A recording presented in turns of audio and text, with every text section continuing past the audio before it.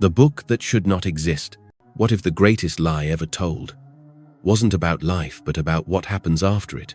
What if I told you that death is not an end, but a sequence, not a moment, a process, a 31-day unraveling of the soul through layers of truth, memory, light, and shadow? A journey so sacred, so precise, that ancient civilizations separated by oceans and time etched its steps in tombs, scrolls, and whispered rituals. And what if all those fragments came from one source? A book not meant to be found. They say it was hidden beneath a crumbling abbey wall in southern France, wrapped in linen, sealed with alchemical sigils written in red and black ink that bled like it was still alive. They say it wasn't authored, it was channeled, dictated from beyond the veil by something that didn't belong to our world, but came here to help us remember. The monks who found it trembled, not because it was evil, but because it was too true. Because it described, day by day, what happens after your final breath. And the deeper you read, the more you realized you were never supposed to know. Not like this. The manuscript is nameless, but among those who studied it in secret, it came to be known as the 31 Veils, a forbidden map of the soul's passage between this world and the next. Not heaven, not hell, but a process, a path, a purification. And today, we begin with what the book calls the first veil, the first day, the moment you leave your body, not instantly, not like a candle blown out, but like mist unthreading from a mountain peak at dawn. The book describes it like this. Death begins in silence, not a scream, a stillness so complete it cracks the sky between worlds. Your body has stopped, but you have not. You feel yourself rising, but you are not floating. You feel yourself seeing, but your eyes are closed. The first sensation is confusion. You hear voices. Yours is not among them. You reach out to hold a hand, but yours moves through air like smoke through glass. And then, the silver cord, the ancient thread, the last link between body and spirit, mentioned in the Bible, feared by mystics, seen by thousands who died and came back. It pulses, it hums, it glows in the unseen spectrum, anchoring the soul to flesh. But on this day, the first day, it begins to fray. The book says some chords dissolve like a whisper in wind, others snap. It depends on your vibration, not your beliefs, not your title, not your name, your vibration. When the cord breaks, your consciousness fully leaves the flesh. And in that instant, you see yourself, not metaphorically, literally. The body lies below. You are above. There is no pain. There is no weight. There is only watching. And in that moment, you don't yet know what you are. The soul, still tethered to the memory of the physical, tries to move the arms that no longer move. It tries to speak to the people crying. It tries to return. It cannot. This is the moment where some souls panic, others surrender. All are watched. The manuscript insists, no soul dies alone. Not one. Even if you feel alone in death, the book says you are surrounded, not by the living, but by guides, silent ones. Some call them angels, others ancestors. They don't intervene. Not yet. They wait. They wait until your spirit remembers that it is not the body. That moment is the real birth. And what determines how long it takes? How much you feared death in life. If you clung to the material, if you made identity out of form, if you believed you were the mask, the role, the flesh, then the separation stings. If you walked with presence, if you practiced detachment, stillness, compassion, then the separation sings. Same moment, different souls, différentes expériences. Not punishment, just resonance. The first day is not a judgment. It's an unveiling of how you lived, of what you feared, of who you really were beneath the noise. It is not the scariest day, but it may be the most important, because what happens next depends on how fully you can accept you have died, and yet you are more alive than you've ever been. You are aware, awake, weightless, but still confused. You try to walk, but where? You try to call, but who hears? And then, something shifts. The manuscript says the soul's surroundings begin to fade. Walls dissolve, colors blur, and suddenly, you are standing in the world as it was. But not quite. Objects lose solidity. Sounds echo differently. Time starts to melt, and what was once your reality begins to bend like heat above fire. The soul has entered what the book calls the shadow of the world, a mirror realm, the lower astral, still close to Earth, still tethered to old frequencies but no longer in it. Here, you may see your funeral. You may visit your home. You may try to whisper to your children as they sleep, but no one can hear. You shout, nothing. You weep. Silence. And that is where day one ends. Not with finality, but with suspension. You float between what was and what comes. A liminal space, a hallway without walls. And whether you glide forward or become stuck depends on one thing: your readiness, your ability to let go, to forgive, to release, to surrender. And this is why the book was hidden.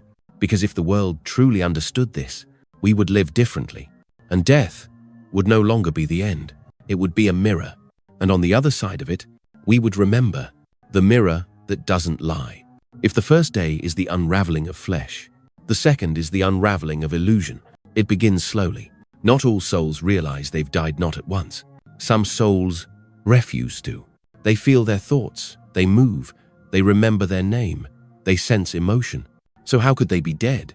But something's wrong. The world no longer obeys its old rules. Doors don't open. Voix don't answer. Hands pass through glass, through walls, through loved ones. The newly disembodied soul begins to understand painfully, beautifully, that death does not mean unconsciousness. It means transformation. And with that awareness comes the mirror, not one of glass, but of vibration. A mirrored copy of the physical world surrounds the soul, now a shimmering, dense replica. This is what the manuscript calls the lower astral. It feels like Earth, but heavier, dimmer, slower. Objects shimmer at the edges, as if not entirely real.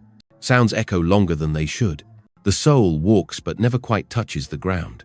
It feels, but cannot act. And the longing begins. To return. To fix what was broken. To finish what was left undone. To say what was never said. To hug one more time. Or explain. Or beg for forgiveness. But that window is already closing. And in this longing, some souls remain.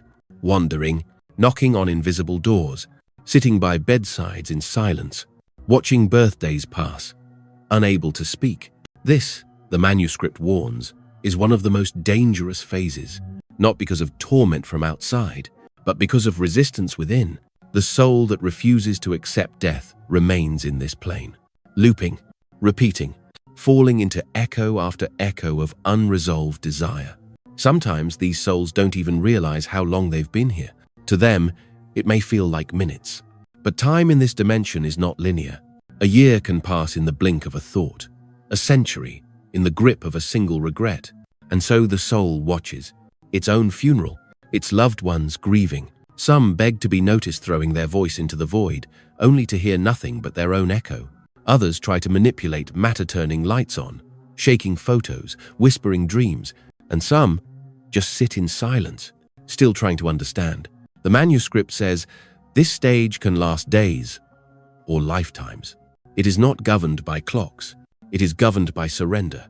Only when the soul fully accepts, I have died, does the next veil open. And then the shadows begin to shift. The fog of the lower astral begins to thin, and subtle presences begin to appear. Sometimes they are shapes of light standing in the corners. Sometimes they are familiar silhouettes, ancestors, guardians, forgotten friends. But they say nothing. They wait, because the soul must initiate the turning. Not with words, but with vibration, with the frequency of willingness. That subtle shift from denial to openness, like the crack of dawn that begins with only a breath of light. This, the manuscript calls the threshold of acknowledgement, a sacred pause in the soul's descenter, its ascension. During this time, many souls relive their final moments, not from memory but immersion. They feel the last heartbeat, the final breath, the closing of the eyes, the final word said or never said. This reliving is not punishment. It is integration. It is the soul's attempt to complete what it could not while bound to time. And if there was trauma in the moment of death, violence, fear, suddenness, this replay becomes more than memory. It becomes therapy. Spiritual guides begin to draw near, not to erase the pain, but to witness it, to hold the soul in frequencies of compassion so it may remember that it is not the pain it died in. It is something beyond it. It is more than its last moment. And when that realization sinks in, something miraculous occurs. The plane begins to shimmer, not brighter but clearer. And in that clarity, a soft hum begins. Not her but fert. A low vibration like distant, chanting in a language forgotten by the world, but still encoded in the soul. And then, the veil begins to lift, not like a curtain drawn, but like mist rising from the morning grass. And for the first time since death, the soul sees itself reflected not in glass, but in truth. This is the beginning of the review. The manuscript calls it the divine echo. Other traditions call it the judgment. But there is no throne, no angel with a book, no God with a finger pointing. There is only the self, unfiltered, unmasked, unforgiving, and yet unimaginably holy. You will not just remember what you did, you will feel what others felt because of you. Every act of love, every moment of cruelty, every kindness, every silence, every truth spoken or withheld, every thought that passed through you but shaped another, all of it comes back, but not to punish, to reveal, because you cannot ascend with lies, not even the ones you told yourself. And what you see in this mirror of vibration will either break you or awaken you. Some collapse in guilt, spiraling downward into shame they cannot outrun. Others rise, not because they were perfect, but because they choose to understand, to take what they've seen and turn it into light. That choice is what breaks the second veil, and from that moment forward, the real journey begins. The mirror of all things. There is no courtroom, no jury, no voice booming from heaven demanding answers.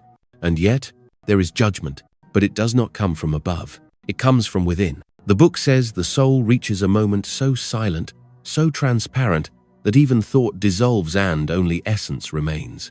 No more pretending, no more deflection. What you are stands exposed not to anyone else, but to you. And this is what they feared we would find out, that the afterlife isn't ruled by wrathful gods or cosmic punishments. It's ruled by reflection, not the kind you see in a mirror, the kind you feel, a sacred reflection that pours through your being like water through fire. The manuscript calls it the unveiling of echoes. Others call it the life review, but don't mistake it for memory. This is not a movie of your life. It's a reliving of vibration. The soul steps into the skin of everyone it touched. Every act, every word, every omission. You will feel what it was like to be your mother when you raised your voice in anger. You will feel what it was like to be the stranger you helped when no one was looking. You will feel the tears you caused and the warmth you gave. Not as stories, not as concepts, as experience. The echo of every choice radiates through your being not linearly, but holographically. It comes all at once, layered, spiraled, full spectrum. Time collapses here. 10 years, 10 seconds, it doesn't matter.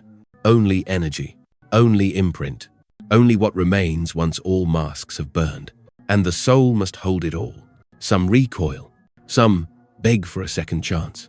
But there is no punishment waiting, only consequence, only coherence. You feel it because it is yours, and yet you are not alone. Throughout the review, guides remain present, still, silent, watching not with judgment, but with compassion. They do not intervene, but their presence is like an embrace without arms, a vibration that says, you are still loved, even now. And that is what saves some souls from collapsing under the weight of their own guilt. Because it is possible, the manuscript says, to become so overwhelmed by regret that the soul refuses to continue. It folds inward. It refuses light. It hides in a loop of what if. These become the trapped ones, not damned, not punished, just stuck, because they cannot forgive themselves. But those who allow the pain to wash through them, who say, yes, that was me, and still choose to love themselves anyway, they begin to ascend, not because they were good, but because they became true. This is what separates the rising soul from the wandering one. Not purity, but honesty, to feel the full weight of your own shadow, and still say, I will keep going. That is spiritual maturity, and it is rare, but it is what the book says is required for the next gate. Because once the review is complete, once the echoes still, Once the soul sees itself clearly without distortion or denial, it stands before what the manuscript calls the crossing, the threshold, a realm between realms. Not a place, but a state. The crossing is the soul's own resistance, made visible, every fear unhealed, every attachment uncut, every trauma unprocessed. They take form here, not metaphorical form, but perceived form. Some see a maze, others a desert, some a storm of voices, others a single door they fear to open. This is the crucible, the place where the soul must confront what it could not in life, and nothing can be skipped. The manuscript is clear. You do not pass through the crossing until you pass through yourself. This is why it was hidden, because it reveals that the soul's journey is not navigated by priests or doctrines or rituals. It is navigated by courage, by the willingness to face your own unfinished business. And if you run, you stay. If you fight it, you repeat.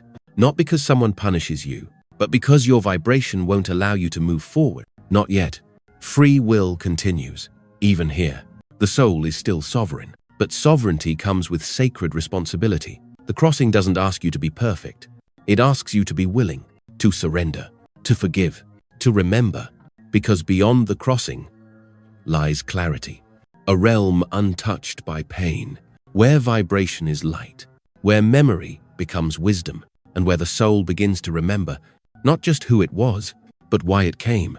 But before we arrive there, the crossing must be faced, the mirror must be walked through, and the soul must choose again and again not to run from itself, because everything that was hidden in life will rise in death, not to punish, but to liberate.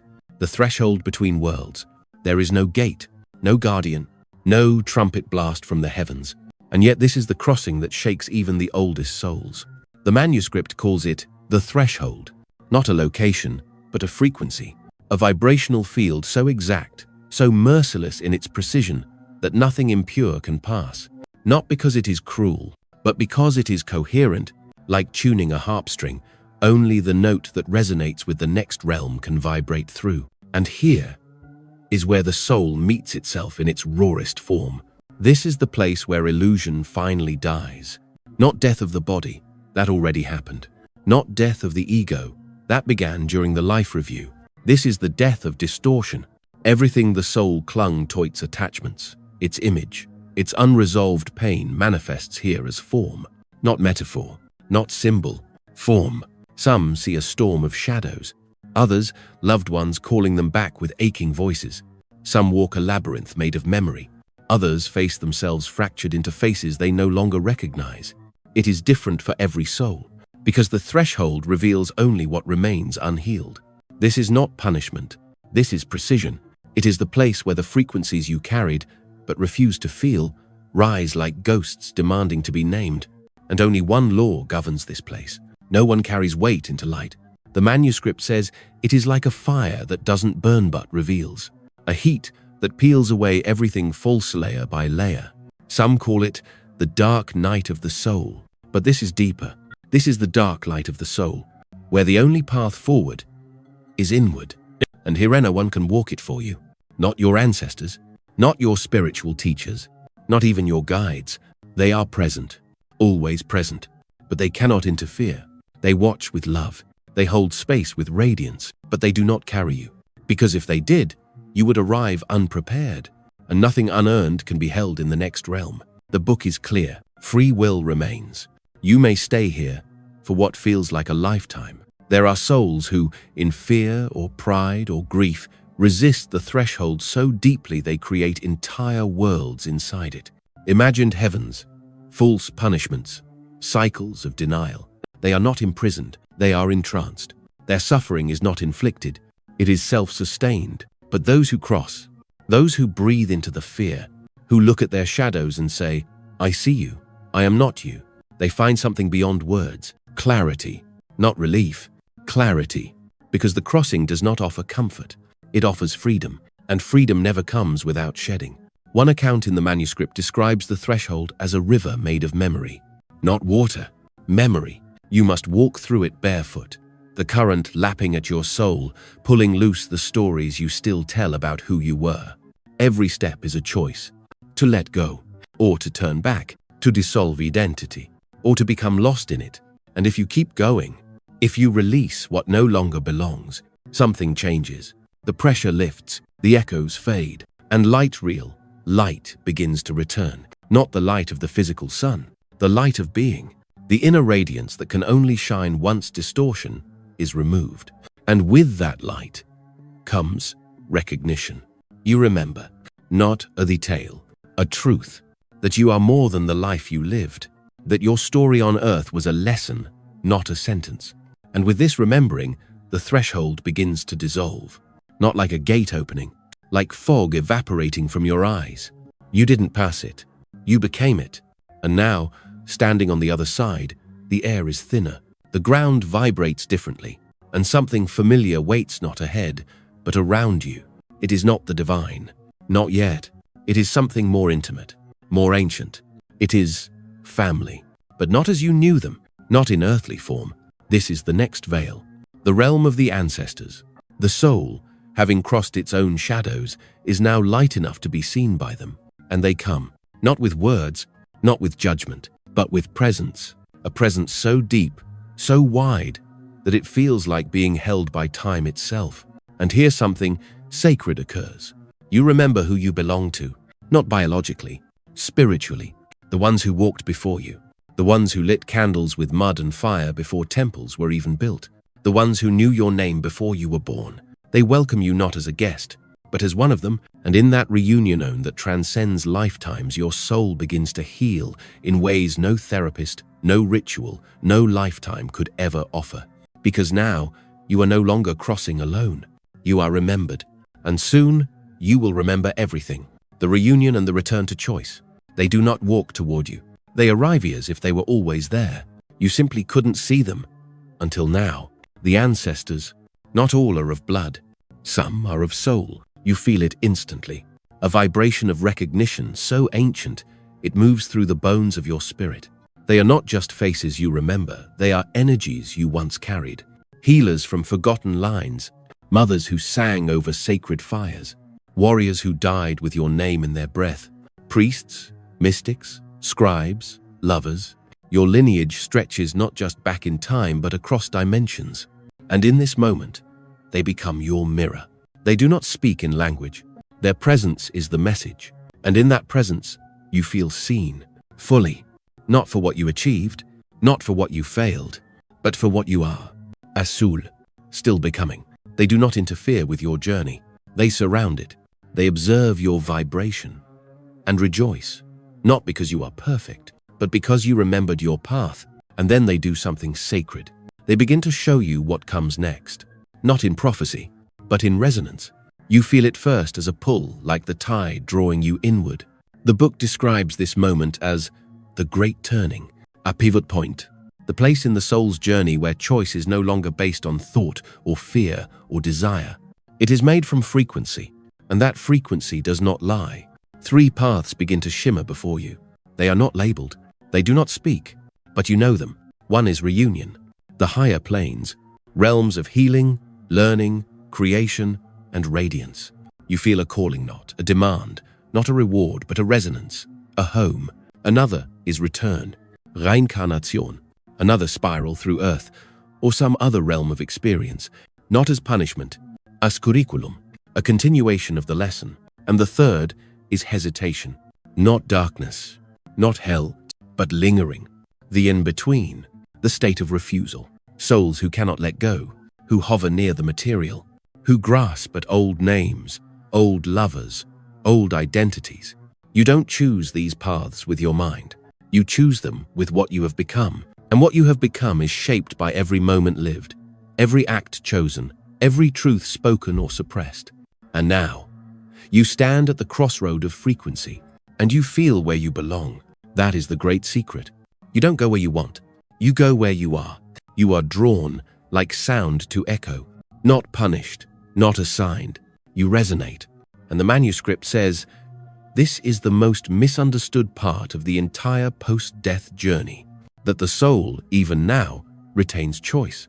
Yes, it is drawn by resonance, but it can still speak, it can still ask, it can still pray. Souls in the turning have whispered, I'm not ready. Help me understand. And a guide steps forward, or a light opens, or an ancestor places a hand of vibration upon your chest, not to change your direction, but to remind you, you are never trapped. And this is why the turning is sacred, because it teaches the soul something it forgot in life. Even here, you are sovereign, but sovereignty is not power.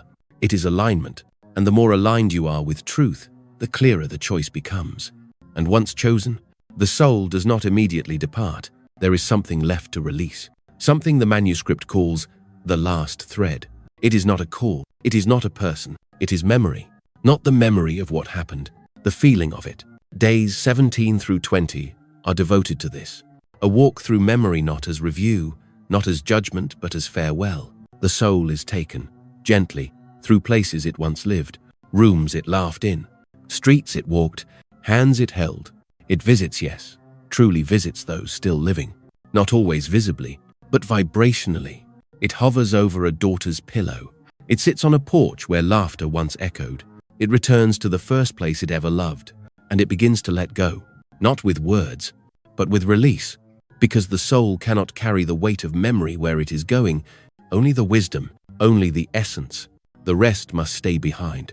And this is where so many become stuck, not because they're bad, because they can't say goodbye, because they think letting go means forgetting. But the ancestors whisper, letting go is honoring. Letting go is how you cross. And so the soul watches. It weeps without eyes. It breathes without lungs. It feels without form. And then it surrenders, one memory at a time. And as it does, the world around it begins to shimmer again. The past becomes transparent. The grip of the physical dissolves. And light returns not as a destination, but as a presence. The soul is ready to become light itself. And only now, only after the reunion, only after the choice, only after the release, can the soul begin its return to what it always was. The realm of pure consciousness. There is no sky, no body, no form, and yet you are more whole than you have ever been. You do not walk. You are. You do not see. You know. This is the realm of pure consciousness. And the book says, this is not a place you go. This is a state you become. It does not have walls or directions. It has frequencies pulsing, living waves of divine awareness that carry everything you were and everything you forgot. Here, there is no more separation. There is only integration. The soul begins to gather the fragment, all the lifetimes, all the faces, all the losses, the victories, the betrayals, the births, the deaths, and one by one, they come home, not to be relived, to be understood. The pain that once crushed you now reveals its teaching. The love that once broke you now reveals its expansion. And the question that haunted your life, why did this happen to me, melts into its true form. What did this awaken in me? And the answer is clear. Because you are not what happened. You are what was transformed by what happened. That is who you are. That is who you've always been. But in life, you forgot. In matter, you were fragmented. Now, in this realm, you remember. The soul sees its own light, not as ego, not as performance, but as truth, radiant, unapologetic, eternal. And it is here, the book says, that communication becomes something entirely new. No longer words, no longer symbols. You begin to commune in essence. You feel other beings near, not human, not angel, not nameable, but deeply familiar. They do not teach, they transmit. Silent flashes of wisdom enter you like waves of starlight, instant, whole, eternal. And in these transmissions, you remember that you are not separate from the divine. You never were. You are not a child of God. You are a part of God, a note in the eternal symphony, a thread in the original breath. You are not judged. You are welcomed. And what welcomes you is not a being, it is being itself. Some describe this realm as a luminous ocean where you do not float above, but merge within. And there, the final veil begins to lift. You begin to recall your purpose, the contract, the sacred vow you made before entering the body. Why you chose that family, that trauma, that moment of heartbreak that nearly broke you. Why you felt alone, why you felt called, why you always sensed you were here for more. And now you see, you were never being punished. You were being sculpted. Every sharp edge shaped your soul. Every failure opened you. Every delay taught you to trust, and every loss brought you closer to what can never be lost. This understanding comes not with fanfare, it comes like a breeze through silk, quiet, holy, unmistakable, and for a brief moment of time can even be called time here. You exist in a state that cannot be described, only remembered. You are not observing truth, you are truth. And yet, even here, a choice remains. Some souls dissolve completely, returning to source, merging back into the infinite to become guides, frequencies, creators of new realities. Others choose to return, to reincarnate, not from karma, from compassion, to help others wake up, to bring light into dense places, to speak of what cannot be proven but must be lived. And some remain in the middle worlds, helping those still crossing, becoming guides, watchers, protectors of the soul path. The manuscript says these choices are made not from logic, but from alignment. You do not decide with thoughts. You resonate with a path, and the path opens before you. And here, there are no mistakes. Every choice leads home. Every path returns to the one. But before the soul follows that resonance, there is one final convergence. A moment so sacred the book only hints at it. A spiral of memory, sound, and light, where the soul's entire journey across lifetimes, across realms is held up like a jewel in the hands of the cosmos. And it is seen, not judged, witnessed, and as the soul beholds it, it realizes it was never the story. It was the awareness behind the story. And that awareness is not fragile. It is fire. That fire is the divine spark. And it never left you, not once, even in your lowest moment, even in your deepest grief, even when you begged for answers and heard nothing. It was there, burning quietly beneath your fear, waiting for this moment, the moment of return. And now, the light calls, not like a voice, like gravity, not from above, from within. And what happens next is the final veil, the law of resonance. There is no gatekeeper, no list of names, no booming voice declaring where you belong. And yet, you arrive, not because someone sends you, because your soul aligns. The manuscript calls this the law of resonance, and it is more ancient than any religion, older than temples, older than scriptures, older than the stars themselves. It is the divine order behind the veil, the law that says, you do not go where you wish, you go where you match. And this is the secret so long buried, that no external judge decides your fate. Your frequency does, your choices, your thoughts, your vibration, the sum total of what you held in your heart, in silence, when no one was watching. This is not metaphor, it is spiritual mathematics. The soul, now stripped of all illusion, now shining with the light of truth, it begins to vibrate at a frequency that cannot be hidden. And that frequency becomes a beacon, like a tuning fork. It sends out a hum. And that hum is heard not by ears, but by dimensions, by planes of existence, by realms that only open to those vibrating at their key. And one begins to respond. It pulls the soul gently, never forcing, never rushing, just drawing, like a magnet, like breath, like gravity.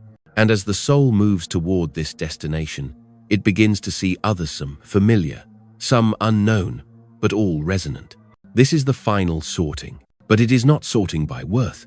It is sorting by truth. You are not placed in a realm because you were good or bad. You are drawn because of coherence, because the realm you arrive in reflects what you are. And here, the manuscript offers a glimpsy, rare, fragile peek behind the last curtain. It describes 3 great zones of arrival, not heavens, not hells, not in the way we've been taught, but fields of consciousness, states of being, each one as vast and infinite as the soul itself. The first are the lower planes, dense, heavy, not because they are evil, but because they are filled with souls still clinging to anger, to greed, to addiction, to control. These realms mirror that vibration. Souls here may not even know they've passed. They may still be playing out old patterns, unable to release the illusion of self. They are not tormented. They are entranced. They loop. They grasp. But even here, there is help. Beings of light descend in intervals, planting sparks, opening cracks, offering exits, because no soul is abandoned, not even in shadow. Then there are the middle planes, places of healing, learning, rebuilding. Here, Souls awaken with clarity. They understand. They seek. These are the planes of the spiritual schools, the gardens of reflection, the sanctuaries for rest. Here, guides and teachers commune openly, not as saviors but as reminders. Many who cross here are those who lived with humility, service, curiosity. Not saints, not mystics, just seekers. Souls who loved, failed, forgave, tried again. Souls who allowed their pain to soften them. Here, the journey continues not in suffering, but in study, preparation, expansion. And finally, there are the higher planes. Realms of light so fine, so delicate, that thought becomes form instantly. Here, the soul no longer sees itself as separate. It becomes part of a greater pulse.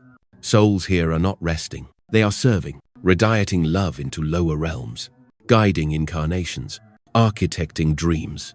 Some will return again in form. Others will remain in pure light. And some will dissolve entirely, not in loss, in union. Because at the highest octave, the soul no longer says, I am. It says, we are. But the manuscript warns none of these realms are rewards. They are reflections. Each is part of the great circle. And every soul, no matter where it begins, will one day remember its way back to source. Because light is patient, and love is relentless. And here at this final alignment, there is no ceremony, only coherence. The soul stands before the realm it has magnetized, and it steps forward, not with feet, with frequency, and the plane receives it, not with fanfare, with recognition, because vibration does not lie. And now, the soul has arrived, the last light. It would be easy to think it's over now. The soul has crossed, the realm has opened, the resonance has called. But the manuscript speaks of 3 final days, 3 veils, thinner than breath, days 28 to 30. They are not stages of passage. They are stages of reception. The soul is almost fully aligned with its next home, but not completely. Something still lingers, and it isn't from the soul. It's from us, the living, those left behind. This is where something mystical, beautiful, almost heartbreaking begins to unfold. Because even after death, love still echoes, and those echoes matter. Ancient cultures understood this. That's why the Egyptians kept candles lit for 30 days. Why Catholicism holds 7th day and 30th day masses. Why Buddhists chant for weeks, and indigenous rituals honor a moon-long cycle. It's not tradition, it's technology, spiritual technology. Because in these last days, the soul is still sensitive, still slightly porous. It is almost fully absorbed into its next frequency, but not yet sealed. And in this liminal openness, intercession is still possible, not interference, but influence. A prayer said in truth, a candle lit in love, a song sung to the stars in memory. They reach the soul, not metaphorically, energetically. Your vibration becomes a bridge, and that bridge can shift the soul's final tone. The manuscript describes these days like the final seconds of a dive. You're underwater, nearing the surface, and in that last push, someone reaches down and touches your hand. That one gesture can mean the difference between despair and peace, between heaviness and flight. It's not always dramatic. Sometimes, it's a whisper that says, go, it's okay, you are loved. And the soul hears it. The soul feels it, because even here, we are still connected. The soul is not cut off from the living. It is bathed in their memory. And in these final days, that memory still has power. It can lighten the final vibration. It can soften the last resistance. It can bless the passage, but it can also bind. Unfinished grief, obsessive sorrow, refusal to let go. These things can tangle the soul, not trap it, but delay it. So the manuscript says, these days matter. Not for the dead, for the living, because how you release the soul shapes the final breath of its journey. And so, you are invited, not commanded, to participate. With reverence, with presence, not from fear, but from remembrance. Say their name, light the candle, speak to them, not as gone, not as ghost, but as light still moving. As a soul nearing the shore, your intention becomes wind in their sails. Your silence becomes a lullaby in their crossing. And then, on the 30th night, a stillness comes.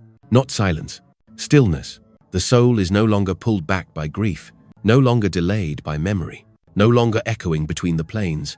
It stands, centered, whole. And then, Day 31. The completion. There is no ceremony, no music, no flash of revelation. Day 31 arrives like a breath you didn't notice. Until it was gone. It doesn't announce itself. It happens. Quietly, unshakably, completely. The manuscript never describes Day 31 in detail. Not because it doesn't know, but because it can't. It only says this. On the final day, the veil does not open. It dissolves. You do not cross into light. You become it. Everything you thought you were. The body, the personality, the names spoken in prayer, the memories etched in others, the emotions still clinging to the corners of your former world. All of it fades like vapor, not lost, transcended. What remains is essence, essence and mystery. Because Day 31 is not a destination. It is a convergence, where all that was your life, your lessons, your suffering, your joy spirals inward, not to vanish, but to fold into something greater. Some traditions call this ascension, others call it absorption. Some whisper of merging into the oversoul, the monad, the infinite Christ-light. But the manuscript remains silent. It leaves only a symbol, a spiral of 3 curves wrapped in a circle, and beneath it, one line. You have not ended, you have only changed shape, and then the pages go blank, as if to say, the rest is not to be written, it is to be lived. And now, here you are, still alive, still breathing in this body, still walking through the veils of time and form, but something in you has shifted. A seed of remembrance has been stirred. You are no longer afraid of what comes after, because now you understand. There is no end, only deeper beginning. And how you live now, how you speak, how you love, how you let go will shape what comes next.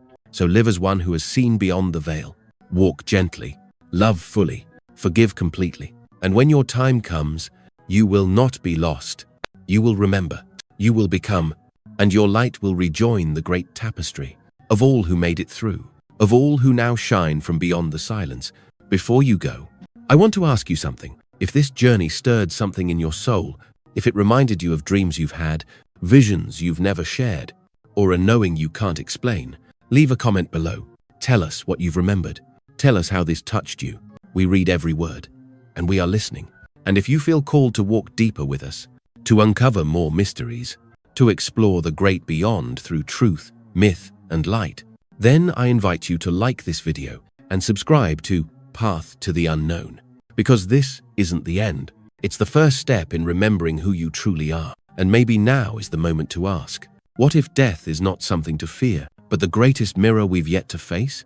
Until next time, fellow traveler, walk in remembrance and walk in light.